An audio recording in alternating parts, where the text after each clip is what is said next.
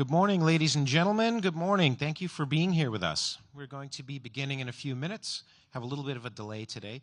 But while I have your attention, I ask that you all please silence your cell phones. I will remind you to do that again right before we start. And I also ask that at the conclusion of the event, everyone remain in their seats until the secretary is exited. He'll be exiting through that door over there. So again, please remain in your seats. I will remind you of that as well at the end of the show. Thank you.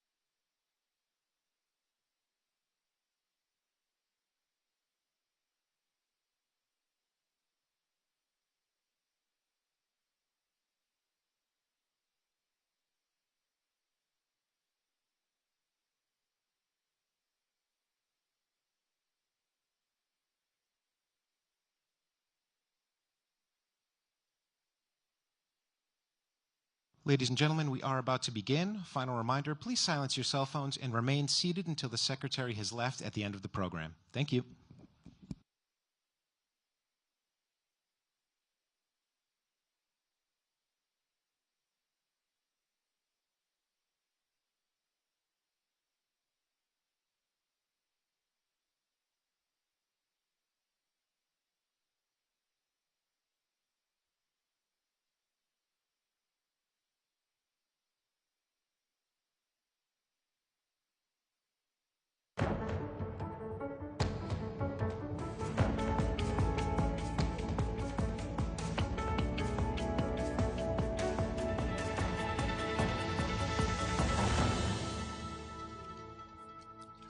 Greetings to those joining us in person here at our new headquarters in Washington, D.C., and virtually from around the world. I'm Fred Kemp, President and CEO of the Atlantic Council, and I'm pleased to welcome you to this edition of Atlantic Council Front Page, our premier platform for global leaders. We're here today with the 71st U.S. Secretary of State Antony J. Blinken on American leadership and the future of the Middle East. This event is being live streamed on Atlantic Council TV, YouTube, Facebook, and X. You can join the conversation on X by following the Atlantic Council and using the hashtag AC Front Page. So Secretary Blinken, we are honored that you've come to the Atlantic Council to deliver what we're told will be your final speech as America's top diplomat, focusing on the Middle East, a region that I don't have to tell anyone in this room has undergone profound changes with far-reaching consequences for the United States and the wider world in the last months. This is in the context of a historic moment globally, one that President Biden again yesterday, in a speech at the State Department, described as an inflection point, characterized by wars in Europe, the Middle East, and in Africa, rising tensions with China, and an accelerating competition for the commanding heights of technological change. Before we go any further, I want to salute you, Secretary Blinken, for your remarkable leadership and contributions through this moment of historic challenge, following your rich contributions over so many years of distinguished public service previously.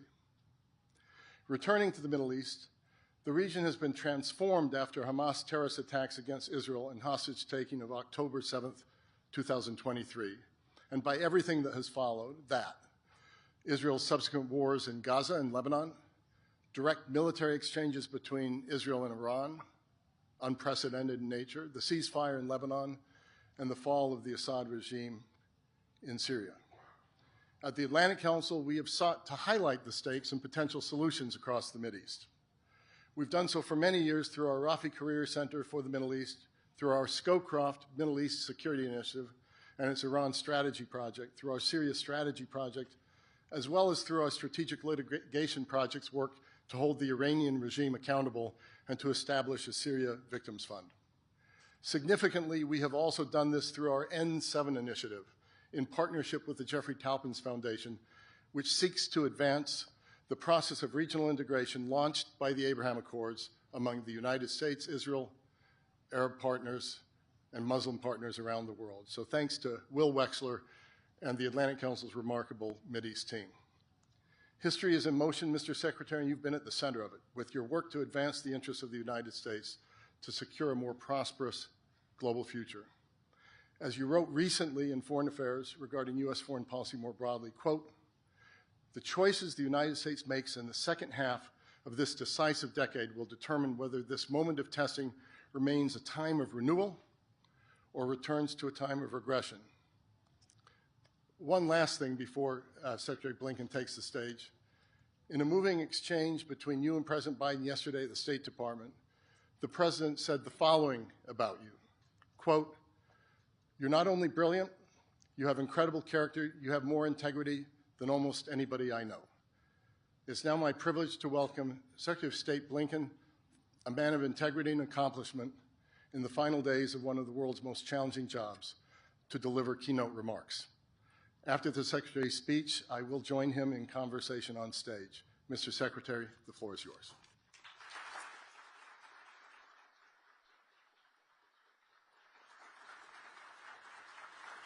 Thank you. Thank you very much. Thank you. Thank you. Well, good morning, everyone. And Fred, to you, thank you for that incredibly generous introduction. But thank you especially for your leadership of this council over nearly 2 decades. It's wonderful to be with you today. It's wonderful to be in this extraordinary new location.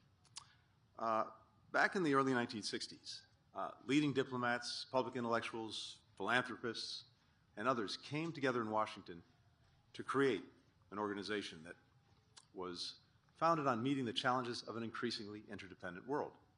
In attendance, among others, Secretary of State Dean Rusk, who was blunt about what he thought would be most useful for this council. The department is hoping for initiative, research, and, if necessary, the boxing of State Department ears. That's exactly what the council has delivered for more than 6.5 decades, starting with the transatlantic relationship, growing to incorporate expertise on other parts of the world, including the region that I want to talk about today, the Middle East. Now, from the outset, the Biden administration's primary goal in the Middle East was not to repeat the blunder of years past of trying to transform its governments or its societies, but rather to transform relations with, between, and among U.S. partners in the region. That's because we saw a more integrated region as more likely to be stable and secure, to deliver economic opportunity for its people, to find solutions to shared challenges from pandemics and terrorism to infrastructure and energy needs. A more integrated region is also in a stronger position to prevent any one of its neighbors from dominating the others, or any outside country from dominating the region, to deter aggression and nuclear proliferation, to avert, to de-escalate, to end conflict through diplomacy. We moved swiftly to pursue this vision. We deepened and broadened the Abraham Accords. We spearheaded new coalitions like I2U2, bringing together India, Israel, the United Arab Emirates, and the United States to tackle shared challenges. We announced a groundbreaking economic corridor connecting India, the Middle East, and Europe. We worked with the UN to mediate a truce in Yemen. We continued to lead and strengthen an 87-nation counter-ISIS coalition. In the wake of the Trump administration's unilateral and misguided exit from the Iran nuclear deal, we made clear there was a path to mutual return to compliance if Tehran was willing to take the steps necessary. At the same time, we strengthened America's robust sanctions regime on Iran and delivered on President Biden's commitment. You will forever be known as Bloody Blinken, Secretary of Genocide. You have the blood of hundreds of thousands of innocent people on your hands. We have spent Thank you. I respect your views. Please allow me to share mine. Thank you. Appeal to your humanity in front of your house. We've written you letters. We've held car rallies. The blood of innocent civilians, of children, is on your hands. We will not forget. We will not forget. We will hold you accountable. We will hold you accountable. Bloody Blinken, Secretary of Genocide. Shame on you. Shame on you. So to continue. At the same time, we strengthened America's robust sanctions regime on Iran and delivered on President Biden's commitment that Iran would not obtain a nuclear weapon on his watch. Finally, we made significant progress toward a comprehensive agreement that would strengthen our strategic partnership with Saudi Arabia and normalize relations between Saudi Arabia and Israel. On October 10th, 2023, I was scheduled to travel to Israel and Saudi Arabia to help close remaining gaps in the normalization deal, and in particular, to pursue agreement on one of its essential components, a credible pathway to a Palestinian state with ironclad security guarantees for Israel. But on October 7th, Hamas attacked Israel, unleashing the deadliest days for Jews since the Holocaust. Hamas killed more than 1,200 men, women, and children, torturing, maiming, sexually assaulting many of its victims. The overwhelming majority of Hamas's victims were civilians. They included citizens from more than 30 countries, among them 46 Americans. Hamas also took more than 250 people hostage, including some 30 children and 12 Americans. 7 of those Americans remain hostage to this day. Now, the timing of Hamas's attack was no accident. Israel's growing integration in the region, the prospect of normalization with Saudi Arabia, posed an existential threat to Hamas's power, its ambitions to dominate the Palestinian political landscape, its raison d'etre, which is the rejection of two states and the destruction of Israel. As notes recovered from meetings of Hamas's top officials would later reveal, Hamas sought to spark a regional war that would derail this agreement, knowing that doing so would inflict immense suffering on civilians on all sides, including the Palestinian people whose interests they claim to represent. In the wake of the attack, President Biden made clear the United States' unwavering commitment to help Israel defend itself and prevent another October 7th. He asserted his determination to avert a broader regional conflict with all the death and destruction that would bring.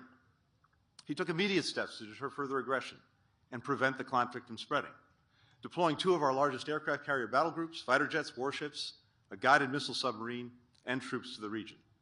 And he pledged unrelenting efforts to secure the release of the hostages. He became the first U.S. president to travel to Israel in wartime, telling the Israeli people directly, "You are not alone." He reminded Israel that while the country had a right, indeed an obligation, to defend itself, how it did so mattered. It was imperative to protect civilians and provide them with humanitarian assistance. These are the goals that I've worked to advance over a dozen trips to the region since October 7th.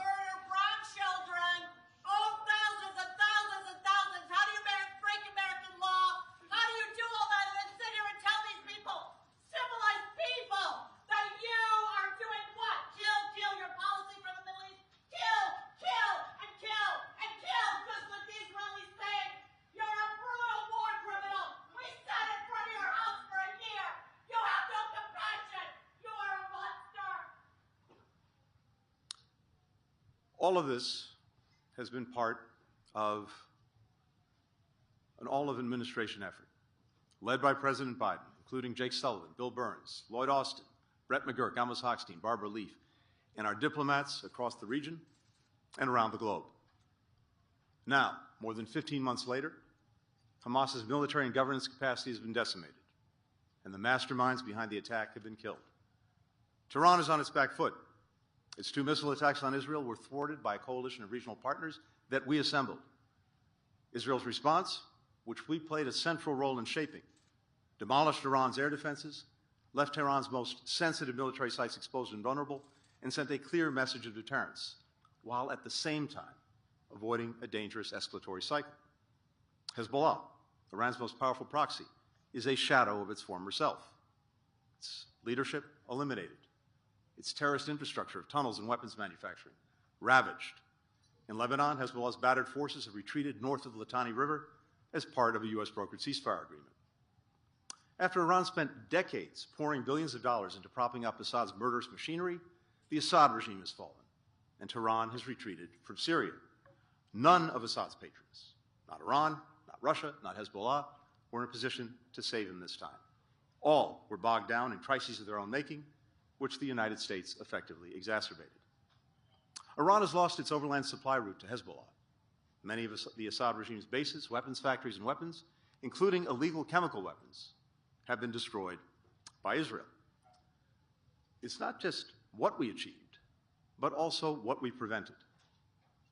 When I traveled across the region the days after October 7th, I heard from partners a palpable sense of alarm that regional war was coming. The combination of American diplomatic and military action and assistance to preserve and strengthen Israel's deterrent helped prevent that from happening in the weeks after October 7th and at multiple charged moments since. America's allies and partners, particularly in the Middle East, have taken note of who they can rely on to stand by their friends and who they cannot. Which powers work to diffuse crises and which powers stand back and do nothing or make problems worse. The balance of power in the Middle East is shifting dramatically and not in the way Hamas and its backers hoped or planned. And yet, the region remains rife with risk, from Syria's fragile political transition to Iran's desperation to restore its deterrence with all that could imply for its nuclear ambitions, to the Houthis' ongoing attacks on Israel and international shipping, to a dearth of opportunity, the repression of dissent and human rights in several countries. What's more, while the strategic gains made over the last 15 months are real, they have come at tremendous and excruciating costs. For the families of the kibbutzim, the concert goers, the children, the soldiers killed on October 7th attack, unfathomable grief persists. For those with loved ones and friends still being held hostage, every day brings more anguish from not knowing if their loved ones are suffering or even alive. The ongoing humanitarian crisis in Gaza has inflicted immeasurable suffering on Palestinian civilians, children, women, men, trapped in a conflict they did not start and are powerless to stop. Tens of thousands of people killed in Gaza. Nearly the entire population has lost a loved one. Nearly the entire population is enduring hunger. Nearly the entire population, some 2 million people, has been displaced, many multiple times. Most have no home to go to, as so many homes in Gaza have been damaged or destroyed. Gaza is one of the most dangerous places in the world to be a child, to be a civilian, to be a journalist. And as always happens in conflicts, the more people suffer, the less they feel empathy for the suffering of those on the other side. Throughout the Arab and Muslim worlds, large majorities believe that October 7th didn't happen, or if it did, that it was a legitimate attack on Israel's military. In Israel, there is almost no reporting on the conditions in Gaza and what people there endure every day. This dehumanization is one of the greatest tragedies of the conflict. The late Cardinal Martini once spoke of our need to be able to experience shared sorrow. It helps us salvage from moments of loss and despair a sense of common humanity. Without it, we lose one of the most crucial foundations for reconciliation and eventually coexistence. For the United States, a country with unique global engagements and responsibilities, the conflict has put our personnel, our facilities, our assets at greater risk, stretched our force posture, stockpiles, and readiness.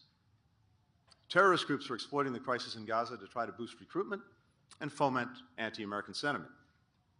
Autocrats have cynically used the conflict to justify their aggression and atrocities and to advance their efforts to challenge the international rules and principles that safeguard American interests and values. And of course, it's divided our communities, from college campuses to houses of worship to families. Given the costs, especially the human costs, we have a responsibility to ensure that the strategic gains of the last 15 months endure and lay the foundation for a better future. All too often in the Middle East, we've seen how the shoes of one dictator can be filled by another, or give way to conflict and chaos. How a nation can expel one outside power only to see another take its place. How stamping out one terrorist group can spawn even more lethal successors. So our imperative is not to turn back the clock to the way things were before October 7th.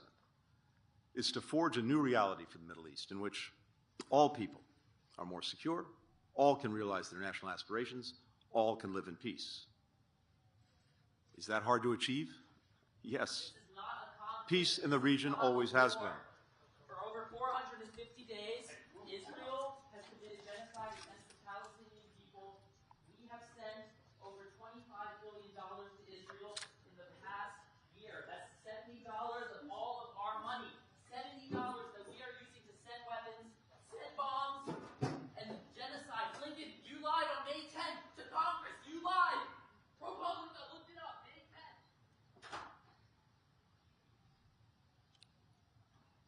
Is it hard? Yes. Is it impossible? No. Is it necessary? Absolutely yes. And that's why we pursued three interrelated diplomatic goals: brokering an enduring solution to the Israel-Hezbollah conflict, ending the war in Gaza, normalizing relations between Israel and Saudi Arabia, which will provide Palestinians and Israelis with the incentives and reassurances that they need to achieve their long-sought national aspirations. Israel has lived for far too long with an unsustainable situation in its northern border. Hezbollah, a terrorist organization whose stated goals include the destruction of Israel, controlled large swaths of Lebanon's territory, including lands south of the Litani River, in violation of the UN resolution that ended the last war between Israel and Hezbollah. Land Hezbollah used, with Iran's support, to train fighters, to stockpile arms, to build weapons and tunnels to carry out deadly attacks on Israel.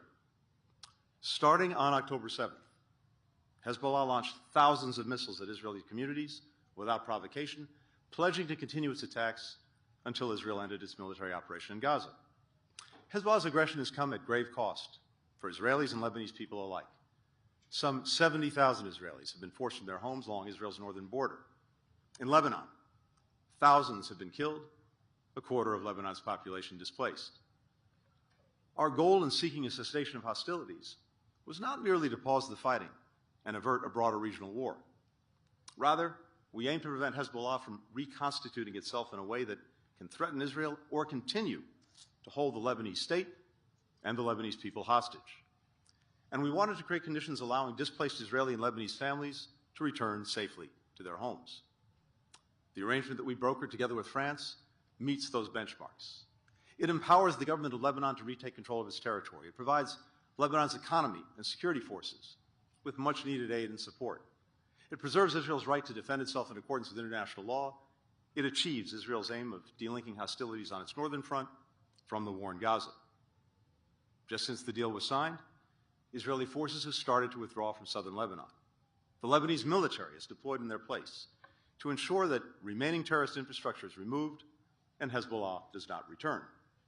The U.S. and France are working hour by hour to monitor the agreement and to address violations.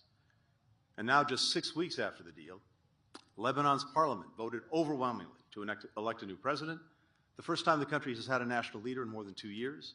Just yesterday, it elected a new prime minister. Both are important steps to becoming a secure, sovereign, and successful nation, and to meeting the needs of the Lebanese people. Second, we sought to end the war in Gaza in a way that will lay the foundation for enduring peace, as well as to advance the legitimate aspirations of Israelis for lasting security and Palestinians for an independent, viable state of their own. 1 month into the conflict, at a meeting of G7 foreign ministers in Tokyo, I outlined principles that the United States saw as essential to achieving these goals. The principles included a Gaza never again ruled by Hamas or used as a platform for terrorism or other violent attacks. New Palestinian-led governance, with Gaza united with the West Bank under the Palestinian Authority. No Israeli military occupation of Gaza or reduction of Gaza's territory. No attempt after the conflict to besiege or block it. And no forcible displacement of Gaza's population. These principles also called for establishing a sustained mechanism for Gaza's recovery and reconstruction, and for creating a pathway toward Israelis and Palestinians living side by side in states of their own, with equal measures of security, freedom, opportunity, and dignity. Now, we and our partners recognize that we wouldn't be able to achieve these goals overnight.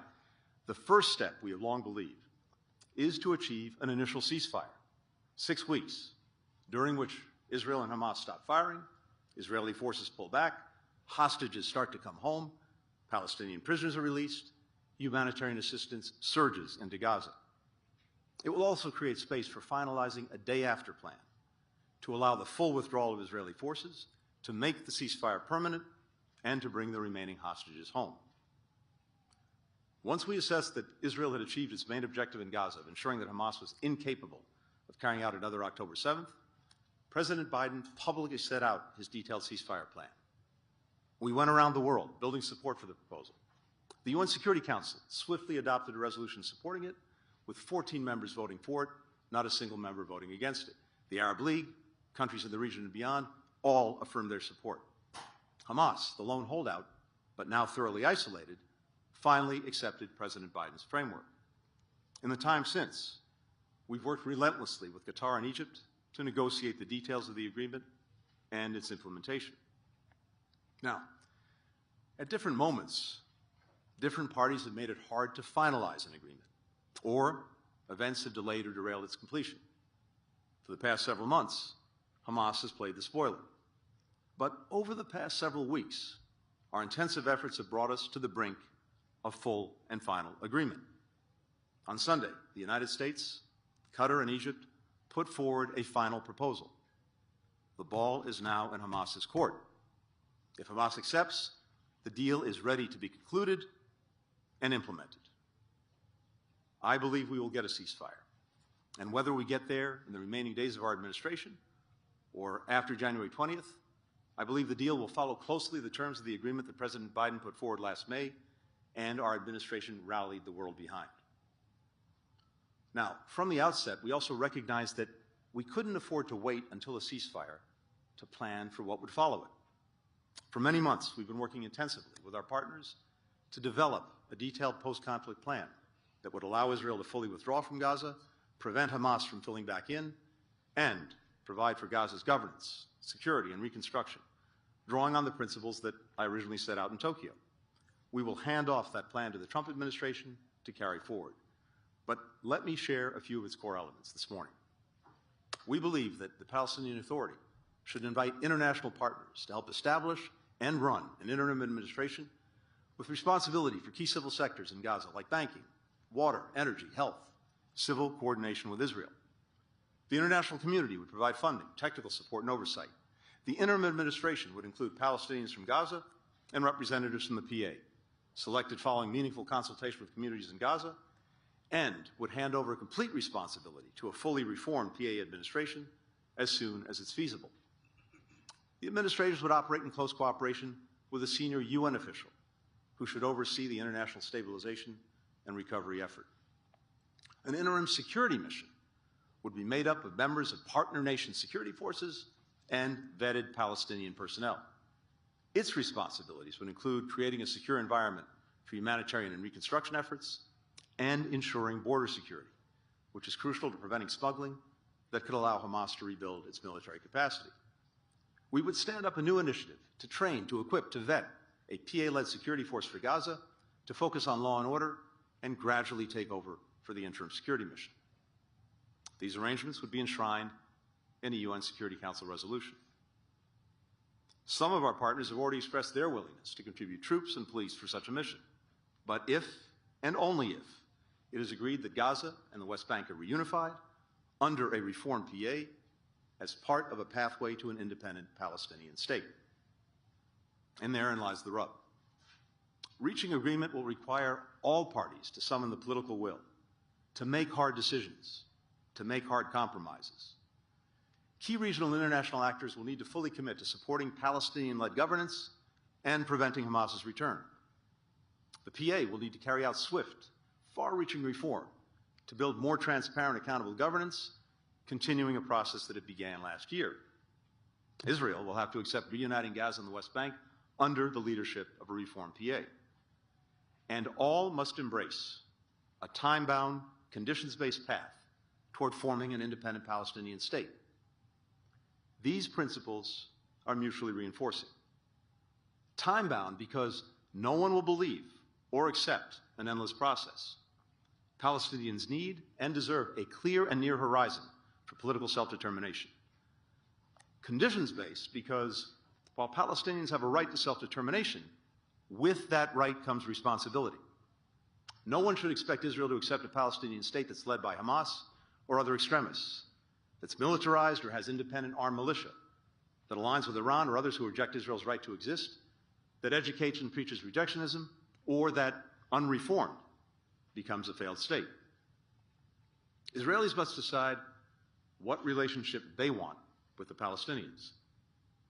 That cannot be the illusion that Palestinians will accept being a non-people without national rights. 7 million Israeli Jews and some 5 million Palestinians are rooted in the same land.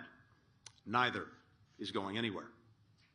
Israelis must abandon the myth that they can carry out de facto annexation without cost and consequence to Israel's democracy, to its standing, to its security. Accepting a time-bound, conditions-based approach for Palestinian statehood will provide the political horizon that regional and international actors need to contribute the security forces and financial support necessary to help new Palestinian leaders govern, secure, and rebuild Gaza. Some in Israel argue that accepting a political horizon for the Palestinians would reward Hamas for October 7th. In fact, Hamas has tried to kill the idea of two states for decades.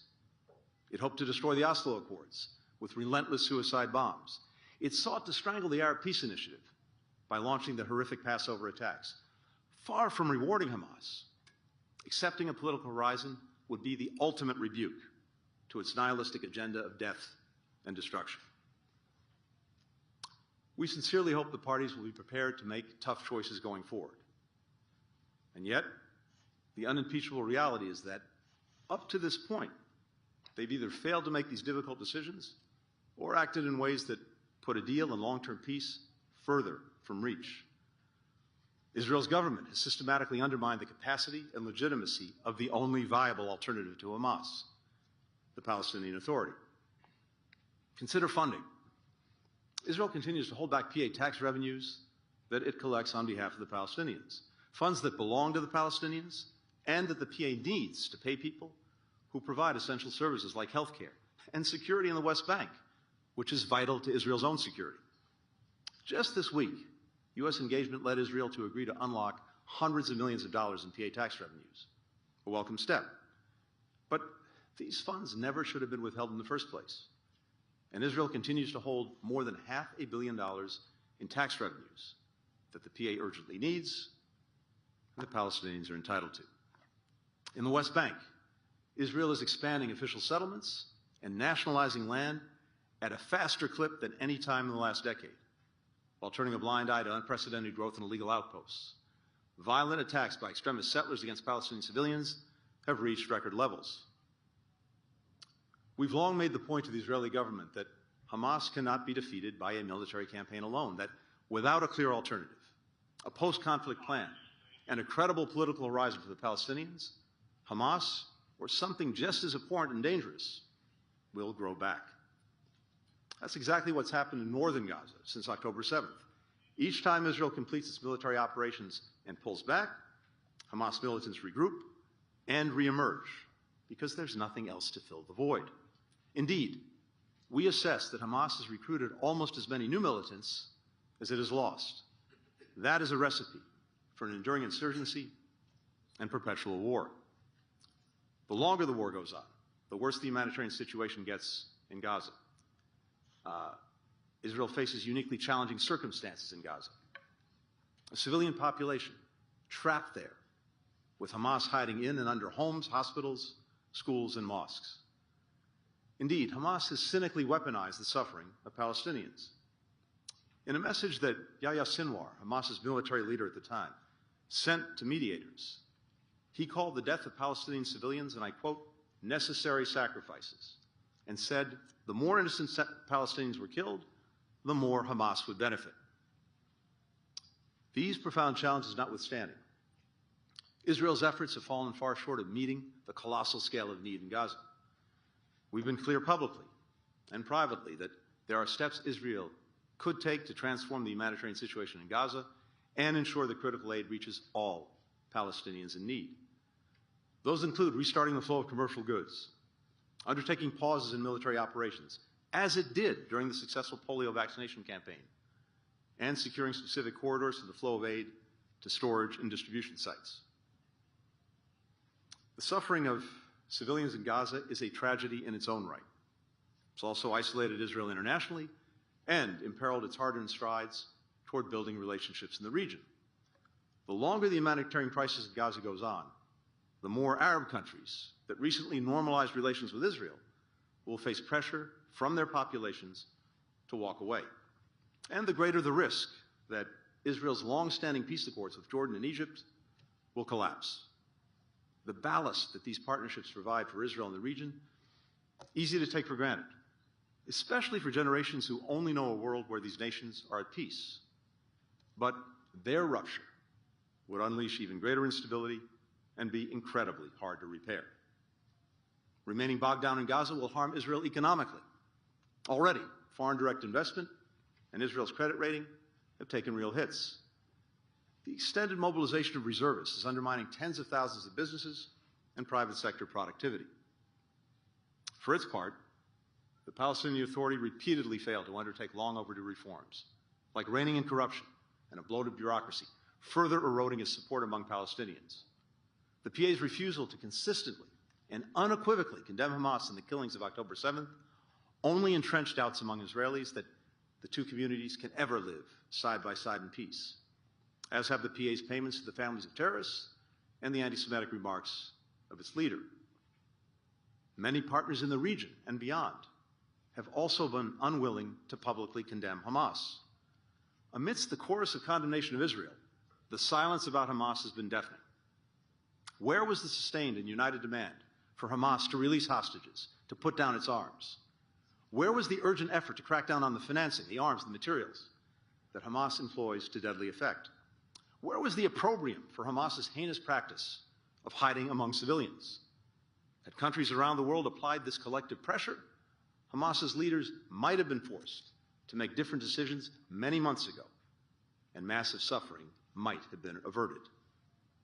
Hamas especially has often chosen to sit back and wait, believing that the more time passed, the more Palestinians in Gaza suffered, the greater the chances that Iran, Hezbollah, and others would feel forced to attack Israel, sparking a wider war, the more international pressure would mount on Israel to unconditionally end its military operation, the greater the likelihood a rift would open between Israel and the United States. For its part, Israel has pursued its military campaign past the point of destroying Hamas's military capacity and killing the leaders responsible for October 7th, convinced that unrelenting military pressure was required to get Hamas to accept a ceasefire and hostage deal on Israel's terms. And Israel has held firm to the belief that any deviation from its intensive military effort would be interpreted by Hamas as a sign of weakness or declining will.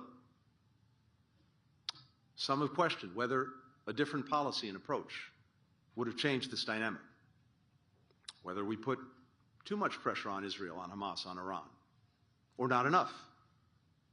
We have debated these questions vigorously within the administration, within the State Department, where we benefited from a range of different views. Some believe, by privately and publicly seeking to restrain and reshape Israel's military operations, we held it back from inflicting even greater damage on Iran, on Hamas, on Hezbollah, on other adversaries. Others believe we enabled the Israeli government to pursue a military campaign that was disproportionate, self-defeating, and counter to U.S. interests. It is crucial to ask questions like these, which will be studied for years to come. I wish I could stand here today and tell you with certainty that we got every decision right. I cannot. I wish I could tell you that leaders in the region always put their people's interests ahead of their own interests. They did not. But what I can tell you is this.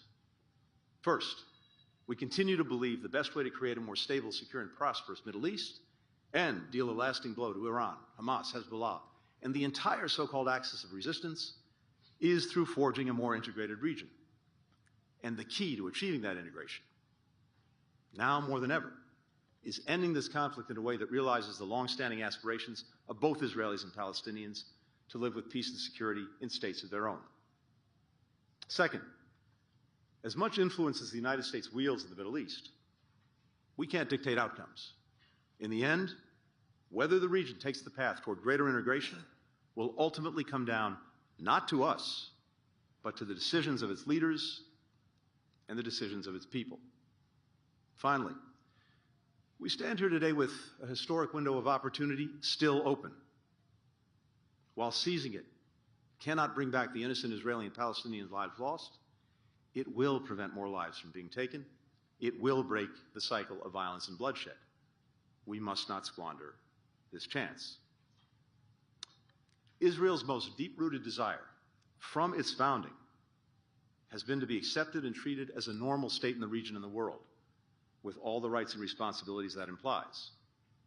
At the same time, in Israeli hearts and minds lies the conviction that past efforts at peace have been met with rejection, violent resistance, greater insecurity, with Camp David leading to the Second Intifada, the unilateral withdrawals from Lebanon and Gaza, leading to Hezbollah and to Hamas.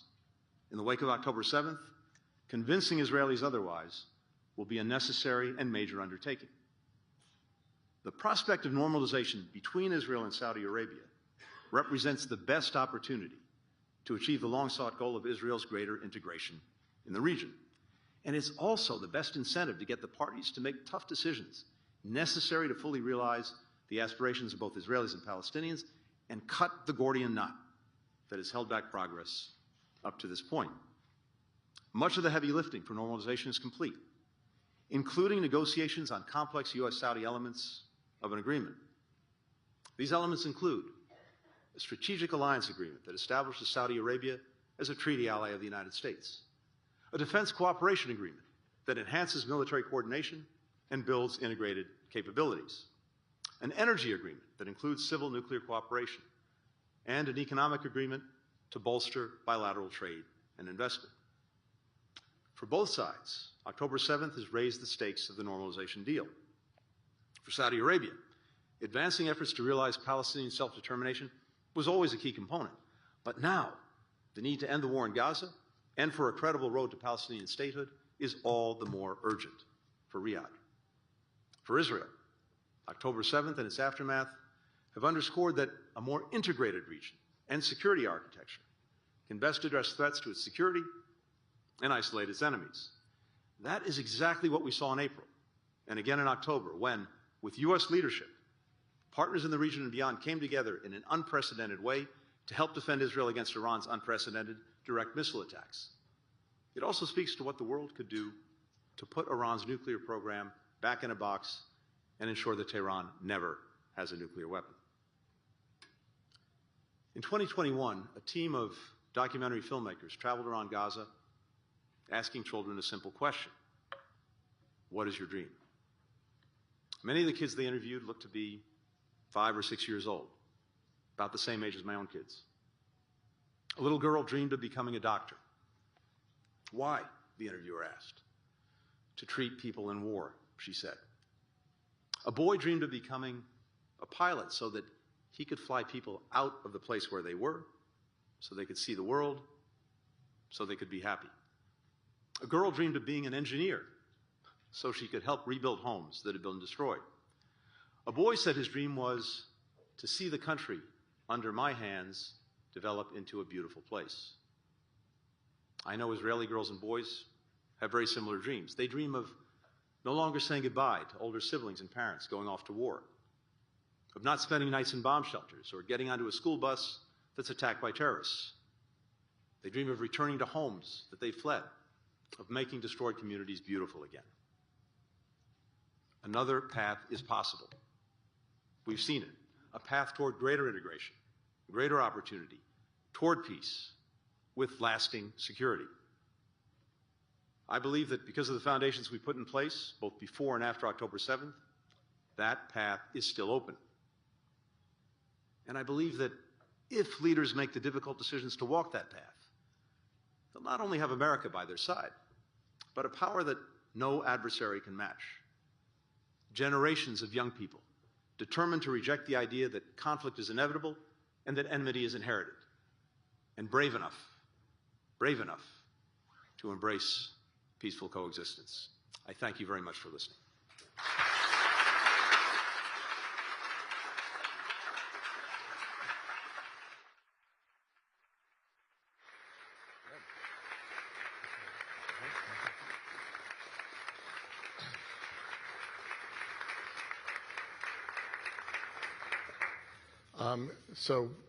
Secretary Blinken, thank you. That was an important speech. And I think it will be remembered as such, looking at everything from the future of Gaza to the future of the entire Middle East and a path.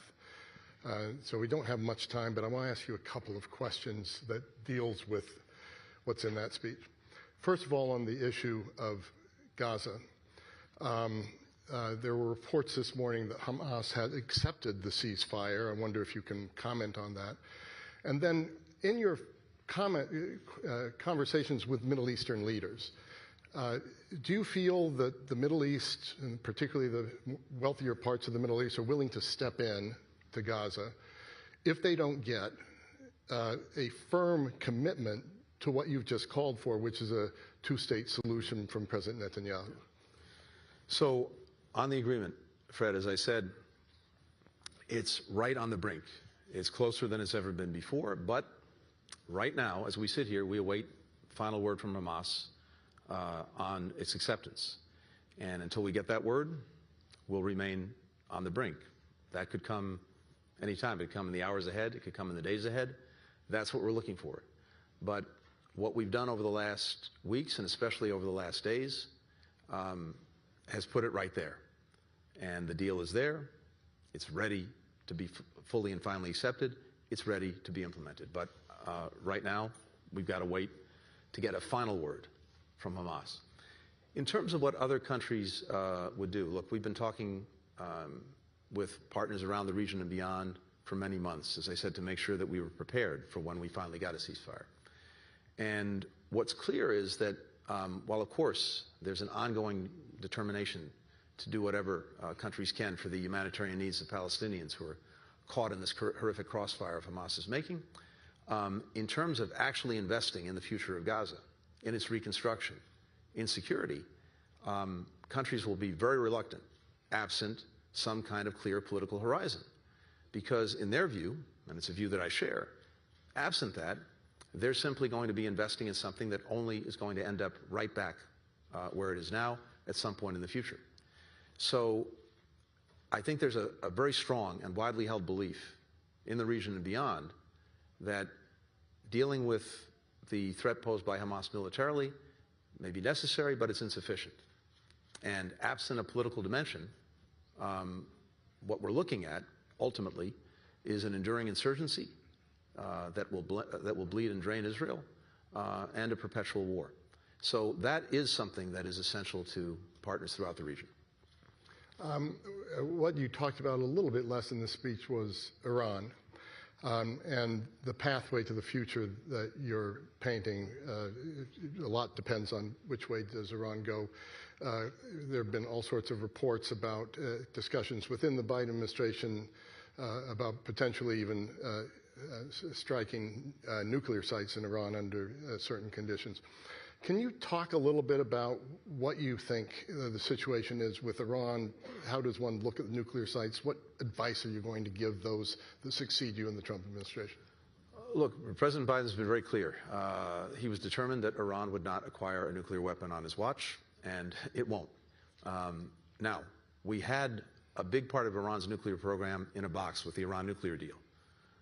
The deal was focused on Iran's fissile material capacity.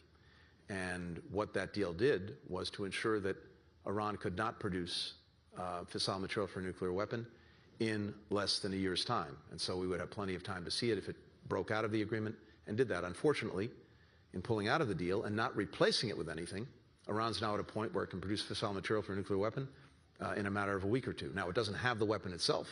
That's another part of the equation. But it's obviously in a much more dangerous place than it was when we had it boxed in with the nuclear agreement. So I think as Iran is looking at this, and as the incoming administration is looking at this, we'll have to see if there's actually an opportunity on the nuclear side to get another deal. President Trump at the time talked about getting a better, stronger deal from his perspective. Okay, let's see. Maybe there's an opportunity to do just that.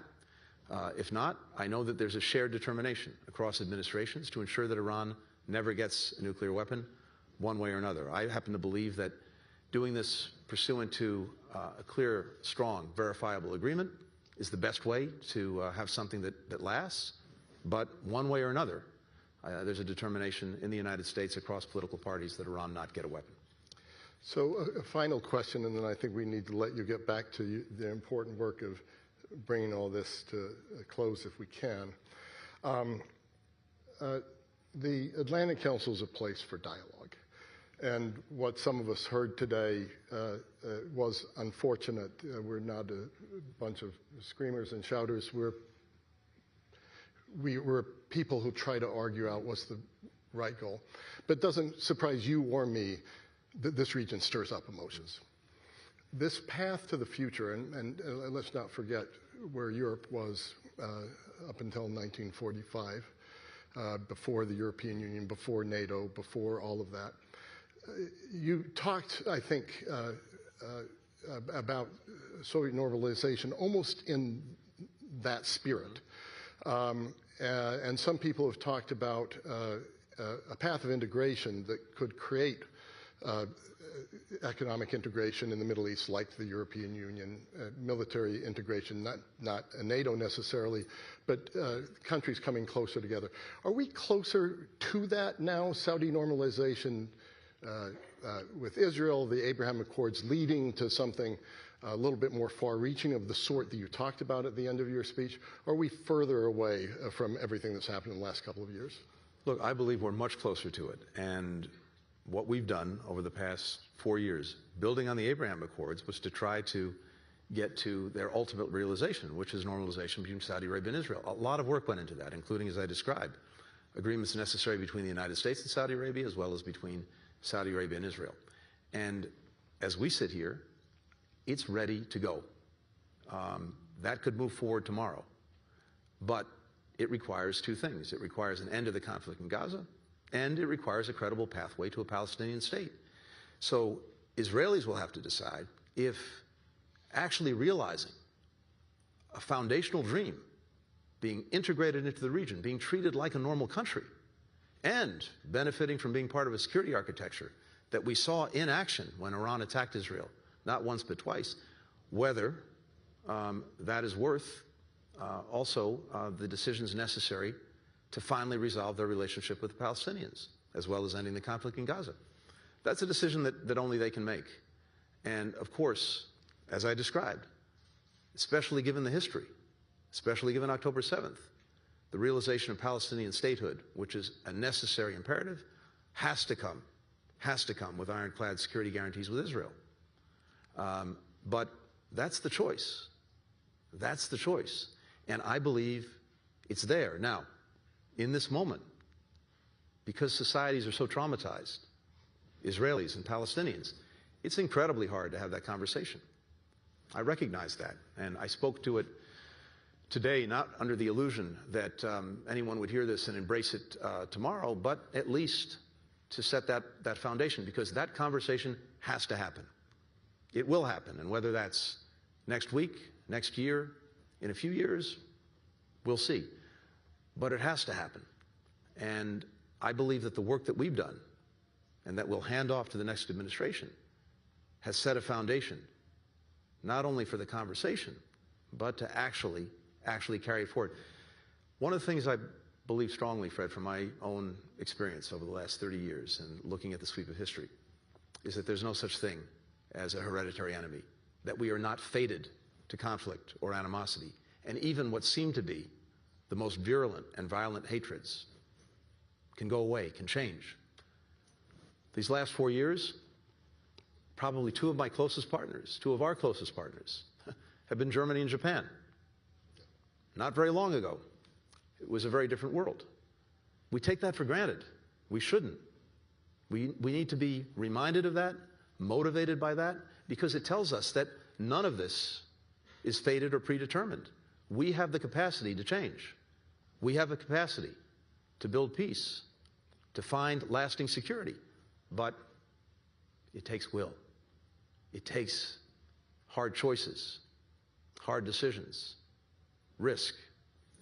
And ultimately, we can try to lay out the path, but others have to walk it. We'll do everything we can to support them if they do that.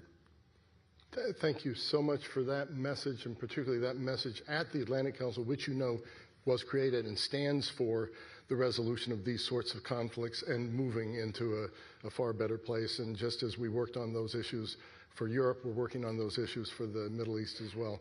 So I ask everyone in the audience to please join me, not just in thanking Secretary Blinken for today, and not just in thanking him for his work during the administration, but really a lifetime of public service. Thank you so much. Thank you.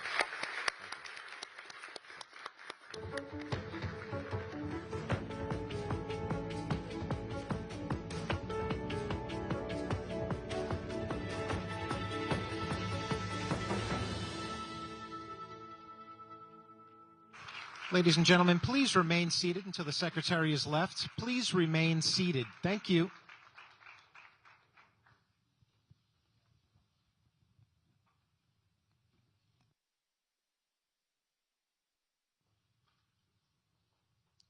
Thank you for your patience.